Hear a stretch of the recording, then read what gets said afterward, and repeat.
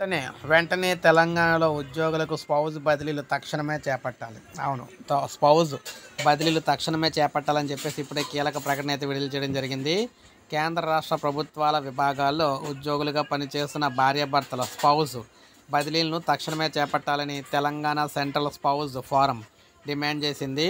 హైదరాబాద్ బషీర్బాగ్ దేశోద్ధారక భవన్లో నిర్వహించిన విలేకరుల సమావేశంలో ఈ ఫోరం రాష్ట్ర అధ్యక్షుడు కుమారస్వామి, కార్యదర్శి నామ్దేవ్, కోశాధికారి రవీందర్లు తదితరులు అయితే మాట్లాడారు. జీవో 243 అమలుకు సీఎం రేవంత్ రెడ్డి చొరవ చూపి ఉద్యోగులకు న్యాయం చేయాలని చెప్పేసి వీరైతే కోరడం జరిగిందనమాట. సో అందరికీ కూడా వెంటనే రాష్ట్ర వ్యాప్తంగా ఉన్న ఉద్యోగులందరికీ కూడా స్పౌజ్కు సంబంధించి తక్షణమే బదిలీలు అయితే చేయాలని వీరైతే కోరుతున్నారు. సో ఇది మనకి లేటెస్ట్ అప్డేట్ ఉద్యోగులకు సంబంధించి అనమాట తెలంగాణలోనే.